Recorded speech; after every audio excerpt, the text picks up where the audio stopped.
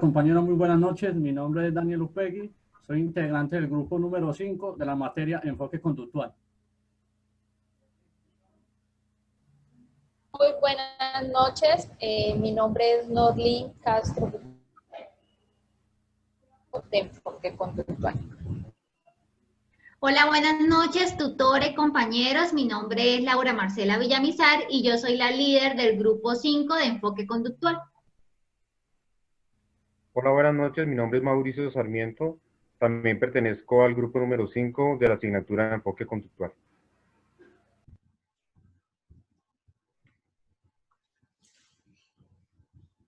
Muy buenas noches. Hoy vamos a hacer el estudio de caso de Sandy. Primero que todo vamos a hacer una definición de problema y esta definición del problema la hicimos mediante una ficha de registro. Este estudio de caso tenemos un sujeto aproximadamente de 10 años con textura delgada, cabello negro, ondulado y moreno. Tenemos que el estudio se le realiza a un solo sujeto, que es el niño, de género masculino, pero no dejamos por fuera lo que son sus padres y lo que es docente y el terapeuta. También hay otras características importantes dentro del estudio de caso, como es que es hijo único, padres aproximadamente de 30 años y vive con ambos padres. Este estudio de caso es de un video visto el 11 de septiembre del 2020 y se da en la ciudad de Curazao, Brasil. Observamos los sitios o los ambientes del niño y uno es la casa. Se le hizo observación a la parte de los ambientes en su casa. También observación en el colegio. En el colegio se evidenciaron dos ambientes. Uno es el aula de clases y el segundo es el sitio donde ellos tienen su esparcimiento o descanso. Aquí tenemos el grupo familiar, mamá, papá e hijo, donde evidenciamos las características que presentó Sandy, como fue temor, miedo, vergüenza, ansiedad y también una inseguridad excesiva en cada una de las cosas o actividades que realizaba dentro de su institución. ¿Cuál fue el punto de crisis de Sandy? Sandy llegó al punto de crisis en el momento en que la mamá lo va a llevar al colegio y manifiesta un dolor de estómago. Esta parte la manifestó con una excesiva agresividad, donde manifiesta no querer asistir al colegio y movimientos repetidos de sus brazos. Aquí podemos evidenciar cómo empiezan a identificarse en las conductas problemas. Estas conductas problemas empiezan a evidenciar a cuestión de que la madre y el padre empiezan con una negación constante hacia las diferentes actividades que el niño podía realizar. Ejemplo, cuando él va a ayudar al papá a cortar el césped, le manifiestan que no porque se puede hacer daño. Entonces, el niño allí empieza a tener una negación por parte de sus padres de familia en el momento en las actividades de su casa, como la escalera, como llevar la loza, y esto se va reflejando en el colegio. Ya sin estar sus padres, entonces él empieza a reflejar esos mismos miedos y temores al juego. Entonces, allí podemos evidenciar cómo sin estar la mamá o el papá, esas mismas conductas persisten dentro de la institución educativa. Muchas gracias. Listo. Muchas gracias, Norlin. Bueno, y con base a esta observación detallada que se hizo sobre el caso de Sandy y con la contextualización que hicimos teórica en los libros de Introducción a la Psicología de Morris y Principios del Aprendizaje de Tonyan, vamos a ver a continuación los elementos del condicionamiento clásico. Entonces, sabemos que este es un modelo que nos plantea Pavlov, donde pues básicamente es esta relación estímulo-respuesta y es un aprendizaje por asociación. Vamos a ver a continuación estos elementos que son elementales en el condicionamiento clásico. Partimos del estímulo incondicionado, que es ese estímulo que provoca una respuesta sin un entrenamiento previo. ¿Eso qué quiere decir? Que identificamos en el video que la sobreprotección de los padres generaba esta respuesta incondicionada en Sandy, que vendría siendo la ansiedad. La ansiedad como ese proceso fisiológico, somático, donde el niño presentaba temor, angustia, frustración, miedo, inseguridad. Luego de eso encontramos el estímulo neutro, que es ese estímulo que no nos da una respuesta como tal, y se identifica como las actividades de autonomía, de relaciones interpersonales y socialización.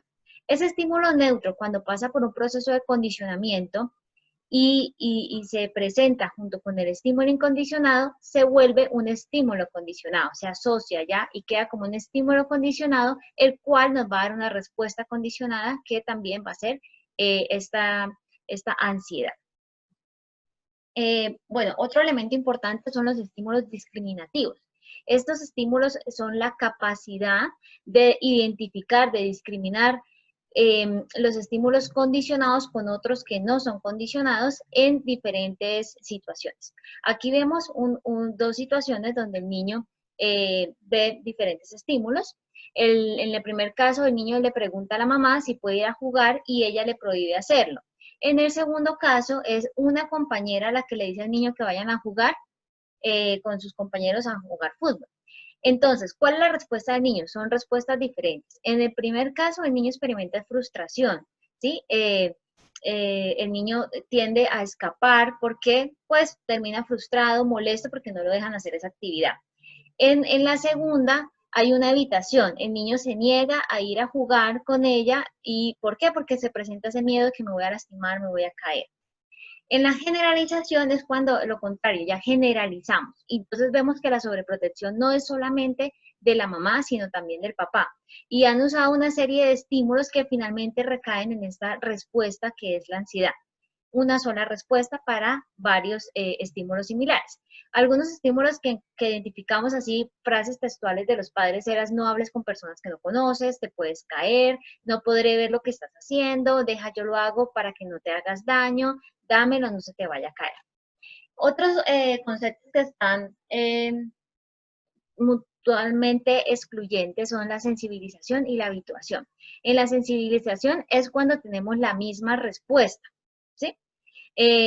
Entonces, ante diferentes estímulos. Entonces, no solamente el niño tiene no somatiza la ansiedad, no solamente con las actividades de autonomía, de socialización, sino también en algo tan cotidiano que de pronto se genere una pelea entre la mamá y el papá por un tema trivial, un pozo que no se arregló, Entonces, la sensibilización es que el niño ya aplica, tiene esa respuesta de ansiedad ante esa situación que es totalmente ajena a ese estímulo que estaba ya condicionado. Y en el caso de la habituación es cuando ya el niño se habitúa, se acostumbra, ¿sí?, al mismo estímulo y entonces ya la respuesta se va disminuyendo. En el video identificamos es cuando el niño empezó a participar de manera activa en su clase y juegos, puesto que esa conducta de inseguridad se fue perdiendo por la confianza que él fue desarrollando. Y la extinción en el condicionamiento clásico vemos que es cuando se presenta el estímulo condicionado, ¿sí?, pero ya no está el estímulo incondicionado presente, ya no está presente, entonces por tanto se rompe esa asociación y la respuesta tiende a disminuir. Ya el niño puede hacer esas actividades de autonomía sin que esté la sobreprotección del padre o de la madre. Entonces, esta extinción es progresiva, ¿no? Es un proceso que no llega de un día para otro. En los elementos del condicionamiento operante ya hablamos entonces de Skinner, donde dejamos atrás los estímulos y respuestas y ahora vamos a hablar de reforzadores, vamos a hablar de respuestas y consecuencias, vamos a hablar de cómo influye el ambiente en la conducta del niño. ¿Y cómo está influyendo el ambiente? Pues entonces, ¿qué es lo que le está arrojando el ambiente al niño? Peligro, alerta, te pueden hacer daño, te puedes caer, te puedes lastimar, no puedes hacer tal cosa, ¿sí? Incapacitarlo también. Entonces, eso es lo que vamos a hablar ahora con el operante. La ley del efecto, bueno, esta ley Tordic nos habla de que la asociación estímulo-respuesta se debilita o fortalece según el evento de molestia o satisfacción que se genera. ¿Qué quiere decir esto? Que cuando encontramos varios estímulos, sí, sobreprotección de la madre, sobreprotección del padre, Esto genera un displacer en el niño. Por tanto, se está debilitando la conducta de relaciones interpersonales y su autonomía como tal. Entonces, ese displacer genera que se debilite una conducta específica. En cuanto a las contingencias, pues sabemos que son 4 contingencias las que se presentan en este proceso. Entonces, tenemos reforzamiento positivo, negativo, con castigo positivo y castigo negativo. ¿Cómo lo discriminamos nosotros? En un primer momento se identifica cuando está ese condicionamiento, ¿no? Cuando está el condicionamiento, un castigo negativo. ¿Por qué? Porque al niño le quitan algo que a él le gusta, ¿sí? A él le gusta salir a jugar, entonces a él le están quitando eso y con esto están disminuyendo su conducta de socialización, ¿sí? Aquí alcanzamos a identificar, bueno, justamente escogimos esta imagen porque nos habla mucho, adicional de que no podemos identificar el comportamiento de huida, ¿sí? Tenemos un comportamiento de escape porque ya se presenta este estímulo aversivo. Entonces el niño da vuelta rápido y se va, sale rápido de la habitación. El reforzamiento positivo, bueno, luego que pasa un tratamiento de terapia conductual que vamos a ver ahorita más adelante con Daniel, el reforzamiento, encontramos un reforzamiento positivo, donde el niño ya lo dejan hacer actividades, ¿sí? De autonomía, ya puede hacer cosas por sí mismo, ya puede cortar el césped, ya puede salir a jugar con amigos, entonces cosas que antes lo cohibían, ahora ya lo pueden hacer, entonces le están dando algo, ¿sí? Algo que a él le gusta, por eso es un reforzamiento positivo. Y con esto estamos fortaleciendo esta conducta de socialización, de autonomía, de capacidad. Adicional de esto, vemos un reforzamiento extrínseco que viene de la madre, que hace también, bueno, un reforzamiento simbólico, porque está hablando, sí, con palabras le dice, estoy orgullosa de ti. Esto también es un reforzamiento extrínseco, porque viene de afuera del niño, y también intrínseco, ¿por qué? Porque está fortaleciendo el orgullo interno que tiene el niño sobre las capacidades que tiene. En medio de este proceso se ve una extinción de la conducta. ¿Por qué? Porque ya se deja de reforzar, o sea, ese castigo negativo se disminuye, se va y por tanto queda la conducta positiva. Y finalmente el moldeamiento, pues es estos pasos de entrenamiento. ¿Por qué? Porque al niño teníamos que darle, o sea, recuperar esa confianza en sí mismo, esa seguridad, y eso tenía que hacerse con un entrenamiento. Entonces vienen los reforzadores positivos, no solamente de los padres, sino también vienen del otro ambiente que era el colegio, entonces el docente entra a participar también, démosle un aplauso, sí, este elogio social está presente, y pues muy importante que lo dejan hacer actividades por sí mismo, que fue algo que se destacaba con el terapeuta que ahorita vamos a ver. Y algo que finalmente quisimos destacar es, ya no le temo a nada. Finalmente con este moldeamiento, el niño termina diciendo, ya no le temo a nada. Y esto, pues fue apropiado los pasos de entrenamiento que se dieron. Entonces, esto es lo que quería mostrarles en cuanto a los elementos de condicionamiento clásico y operante. Vamos a ver a continuación a mi amigo Daniel, que va a mostrarnos la estrategia de intervención. Gracias. Bueno, muchachos, muchas gracias por sus aportes. Entonces, seguimos aquí en la continuación, pues, en la exposición del tema. Seguimos aquí con contingencia. Decimos que la supresión del estímulo es con el fin de disminuir la frecuencia de la respuesta. Haciendo esto, pues, haciendo referencia a una contingencia negativa. Me explico. Cuando el padre suprime al niño, el estímulo sería cortar el césped. Por lo tanto, el padre suprime, esto hace que Sandy disminuya la frecuencia en la respuesta, que es a lo que lleva a emprender lo que lleva al niño a aprender a cortar el césped por sí solo. Esto por el tema, pues, de contingencias. Seguimos por el tema de la generalización, que decimos que es el estímulo de lo contrario a la respuesta, diferencial a la discriminación del estímulo. Entonces, tenemos un estímulo 1, que es la mamá le permite al niño que vaya a jugar con sus compañeros. El segundo estímulo es el padre le permite que el niño corte el césped.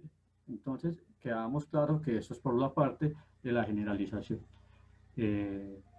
Qué pena, aquí no pasamos la diapositiva. Aquí está el ejemplo, los ejemplos, perdón.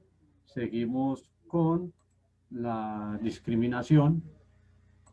Entonces decimos de la discriminación, es el estímulo y el control del estímulo. Decimos que son dos formas de cuestionar el mismo fenómeno, perdón, pero uno no puede tenerse si no está el uno al otro. Tenemos como ejemplo un primer caso, que sería el estímulo en el salón, cuando el profesor le formula al niño, le dice que si él es tonto. Entonces, la respuesta del niño, ¿cuál es? El niño siente temor y no va a responder. Ese lo tenemos como un primer ejemplo, que es de una conducta sin intervención. Tenemos por otro lado otro ejemplo con conducta con intervención. El estímulo, ¿cuál es? El profesor felicita al niño porque participa en la clase. La respuesta, ¿cuál es? El niño sonríe, tiene confianza, tiene también contacto visual con todos sus compañeros y el profesor. Entonces, este es por el lado de discriminación. Seguimos en el siguiente caso, que es el programa de reforzamiento. ¿Esto qué quiere decir? Consiste cuando los padres asisten al profesional de psicología con una terapia conductual con el fin de modificar conductas en Sanli que deban una participación más, que limiten menos al niño. Entonces decimos, los reforzadores con una participación enorme de los padres incentivan al niño a realizar actividades por sí mismo, que él las pueda ejecutar y no sea tan limitado para que él las pueda cumplir con confianza. Los reforzadores aplicados serían cuando empiezan a permitir que el niño realice sus actividades por sí solo. En un claro ejemplo, ¿cuál sería? Cuando la madre le dice al niño que está muy orgulloso de él, está muy orgullosa de él porque fue capaz de cortar el cesto. Este fue el programa de reforzamiento. Seguimos aquí en la siguiente diapositiva. Entonces decimos, el principio de Prima indica que son dos respuestas cuando existen dos conductas llamadas respuestas a lo que una llamamos A y la otra llamamos B. Entonces, será un reforzador de la respuesta menor una probabilidad, por lo tanto, la A va a reforzar siempre entendiendo como A y B. Por lo tanto, aplicando el principio del caso, la madre le pregunta al niño, en estas dos actividades prefieres ir a jugar algún deporte o ir a jugar con sus compañeros. Una respuesta de probabilidad, de alta probabilidad, sería jugar, que le permitan ir a jugar, a él le gusta el juego, derecho rápido. Esto en la ocasión del video permite o sea, vemos en el video de que la madre fue el delegado. Y en la respuesta de baja probabilidad, socializar con sus compañeros porque el niño es tímido. Entonces, por este lado. Así pues concluimos, compañeros, aquí en la exposición por mi parte aquí del tema. Continuamos con el siguiente compañero ya para finalizar. Muchas gracias. Gracias, Daniel. A continuación vamos a exponer el programa de reforzamiento indicado para este caso.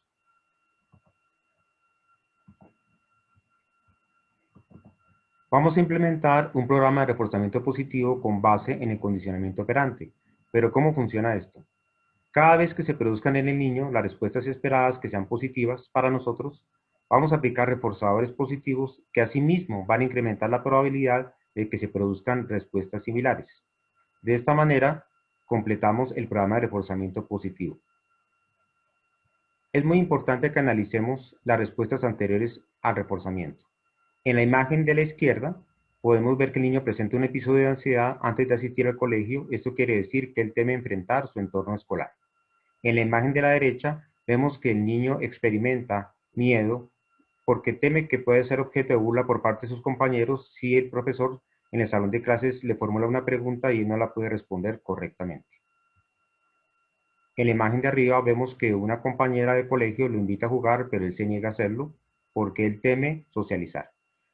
En la imagen de abajo vemos que el niño no quiere escuchar una discusión entre sus padres porque él cree que se van a divorciar. En la imagen de arriba vemos que su padre le impide que corte el césped, lo cual genera en el niño una situación muy incómoda que lo hace sentir inseguro de sí mismo e incapaz de valerse por sus propios medios. En la imagen de abajo podemos apreciar que el niño pide permiso a su madre para jugar, pero ella no se lo permite, lo cual genera en él frustración. Ahora veamos los reforzadores positivos. Veamos el primero. El padre va a permitir que Stanley pueda cortar el césped por sí mismo. De esta manera, el niño va a experimentar que él es capaz de ejecutar actividades valiéndose por sus propios medios. El segundo reforzador. Cada vez que el niño responda correctamente a una pregunta formulada por su maestro, va a ser aplaudido y elogiado por el maestro y sus compañeros. En el siguiente reforzador vamos a permitir que el niño pueda jugar, que es lo que más le gusta, con el fin de que aprenda a socializar. En el siguiente reforzador, sus padres en presencia del niño se van a manifestar afecto para que el niño pueda percibir que ellos tienen una pareja estable y que no se van a divorciar. Ahora hablemos del programa de razón variable. Este programa de razón variable se debe aplicar para este caso por la siguiente razón. No es posible predecir el número de respuestas necesarias que deba manifestar el niño para poder aplicar un reforzador. Es decir, vamos a aplicar el reforzador cuando el niño manifieste 5 respuestas, después cuando manifieste 6, luego cuando manifieste 9. ¿Con qué fin? Con el fin de que el niño no sabe qué número de respuestas necesita para poder obtener un reforzador. De esta manera, él va a estar alerta y consciente y va a estar pendiente de generar respuestas positivas para recibir ese reforzador. Y finalmente tenemos el programa de intervalo variable.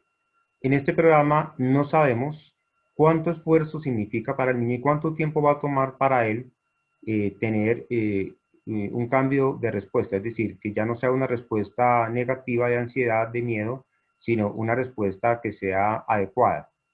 Entonces, ¿qué pasa? Como esto se produce en tiempos diferentes, como podemos apreciar en la imagen, hay varios relojes.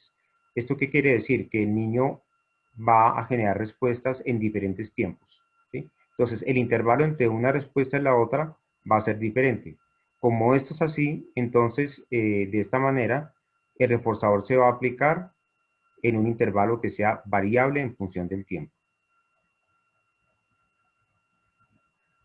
Bueno, para terminar, finalmente esta exposición contamos con referencias bibliográficas importantes.